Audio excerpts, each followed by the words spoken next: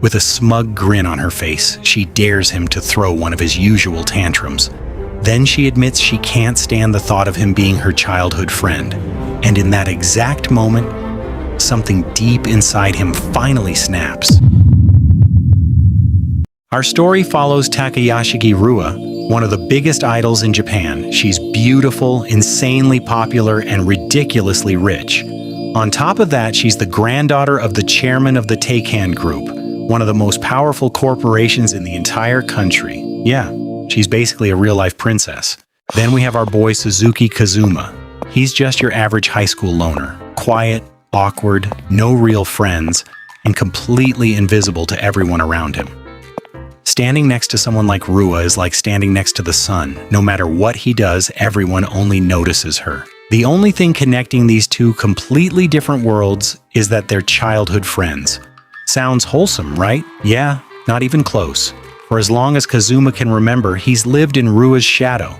Nobody sees him for who he is. He doesn't care about fame, money, or standing next to the most popular girl in school. The guy just wants a normal life. Some real friends. Maybe a girlfriend. You know, the kind of stuff most people take for granted. Eventually, Kazuma works up the courage to tell Rua how he really feels. Unfortunately, that conversation goes about as well as you'd expect. Rua immediately shuts him down, telling him he should know his place like the worthless, gloomy loser that he is. And the only reason he has any value is because he's her childhood friend. Nothing more and nothing less. She mocks him for even thinking he deserves anything beyond that. Those words have been haunting him for years like a burdening curse. But even then, he couldn't stop wishing for a normal life. Then, during the spring of his first year of high school, everything changed. As he sat at home, his phone suddenly buzzed. It was a text from Rua herself, asking him to meet her at the station at 3 p.m. Apparently, Ayaka and a few others were planning to go to karaoke, asking if he wanted to come along. Kazuma assumed she meant Hiragi Ayaka, the flashy girl from school he had never actually spoken to before. Confused, he couldn't understand why they'd invite someone like him. Then Rua reminded him of something he had once said, that he wanted to make friends and maybe even find a girlfriend. She told him this was the perfect chance to take that first step and meet new people. The second Kazuma reads those words, his eyes light up. This is exactly what he's been hoping for. Maybe this is finally the chance to leave the past behind and become someone new. Kazuma wanted this more than anything. He put on his best clothes, stopped by the barber for a fresh fade, and as he reached for the door, he told himself that today was the day he'd become a new person. The day everything would finally change. The room burst into laughter. They roasted his fresh fade, made fun of his brand new jacket, and even joked that he smelled like he had just walked out of the barber shop. They didn't even give him 5 seconds before tearing him apart, all while Rua was laughing harder than anyone else, even pretending to tell them to cut it out because he had actually tried his best. Meanwhile, Ayaka just sat there in silence, clearly not enjoying any of it. As for Kazuma, he didn't say a word, as the laughter faded into the background, and that's when it hit him. None of this was an invitation. None of this was a chance to make friends. It was all a setup from the very beginning.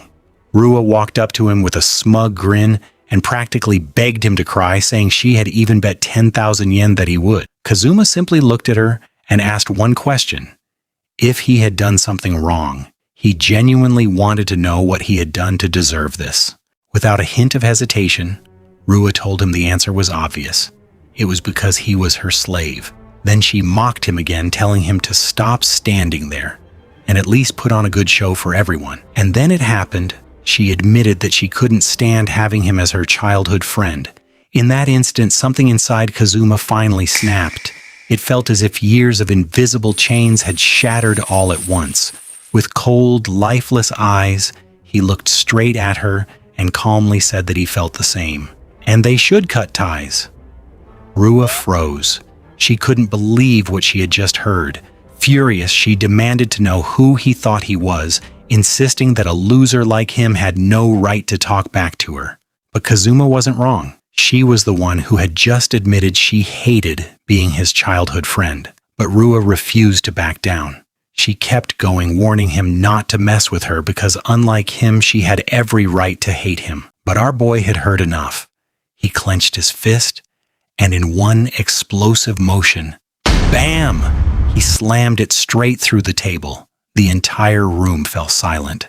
Then, as if it were nothing, he turned toward the door, calmly stating that it was settled before walking away without looking back. Standing there in shock, Rua's friends start calling Kazuma lame, saying she shouldn't even care about him. But then Ayaka makes one hell of an observation, asking if bro actually broke the table. As everyone gathers around, they immediately start denying it, saying there's no way a normal human could possibly break a table like that. Meanwhile, Rua stands frozen, furious, and unable to understand how someone like Kazuma managed to break through her confidence.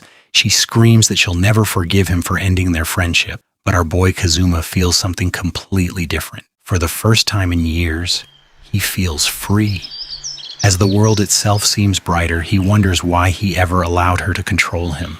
He'd rather face high school alone than keep living under the control of someone who treated him like a slave. And by finally stepping out of her shadow, Kazuma realizes he is finally free.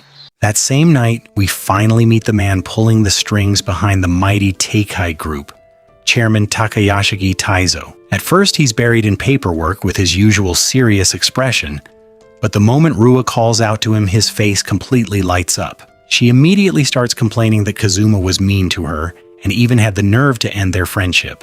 That instantly catches the attention of Rua's cousin Kikura, who asks if she was actually serious. Rua admits she still can't believe Kazuma stood up to her. But Kikura isn't convinced. She asks if maybe, just maybe, Rua was the one who said something out of line first. Rua casually admits she called him her slave and even said being his childhood friend was the worst. Well, there you have it. No wonder our boy snapped. They figured it was only natural for him to be upset after hearing that. But instead of admitting she messed up, Rua doubles down, insisting she was only teasing him. Then the real reason finally slips out. She admits she can't stand seeing Kazuma trying to make friends or looking for a girlfriend. To her, the whole idea is ridiculous. Kikura points out that wanting friends is completely normal, but Rua immediately shuts her down. According to her, Kazuma already had everything he needed because he had the world's cutest Rua by his side. The thought of him getting close to another girl drove her crazy, so teasing him felt completely natural. And then she accidentally reveals that she loves him. The second Gramps hears that, he instantly switches sides and declares that this must all be Kazuma's fault. Bro didn't even hesitate. But Kikura is the only one with common sense in the room. She tells Rua the obvious answer is to apologize before things get even worse. Of course, Rua refuses. Instead, she insists that Kikura should fix everything by making Kazuma apologize, confess his love to her, and while he's at it, throw in a kiss too. Goddamn, the delusion is unreal. Kikura can't believe what she's hearing, so she turns to Chairman Takayashiki and asks if he actually planned for Kazuma to marry Rua one day. To her surprise, he admits that he did. In fact, that's exactly why Kazuma was trained in martial arts, leadership, and countless other skills while growing up. Rua had always liked him, and the chairman believed someone with Kazuma's talent was one of a kind. Kikura agrees. She explains that ever since elementary school, Kazuma intentionally kept his grades just slightly above average, always scoring around a 3 out of 5. He wasn't untalented.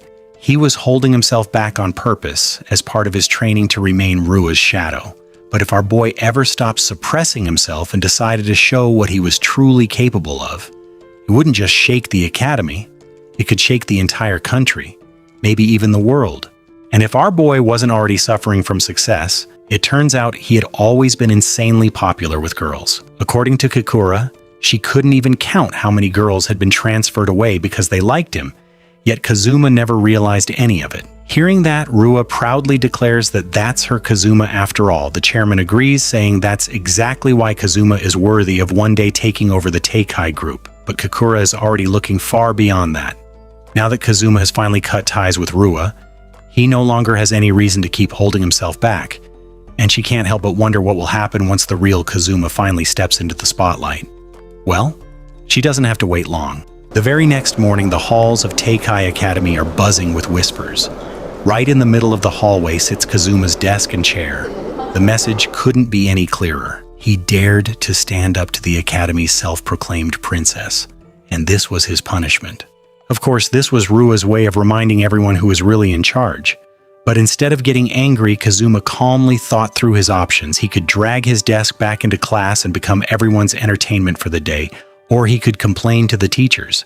Except that wouldn't do much since the academy literally belongs to Rua's grandfather. You see, Teikai Academy isn't an ordinary school. It's one of the most prestigious academies in the country, gathering elite students from every field, whether it's academics, sports, or the arts. The best students study there for free, but make no mistake, the school runs on a strict hierarchy, and sitting at the very top is Rua herself. So yeah, asking the staff for help was never going to work. Instead, our boy pulls a 1000 IQ move.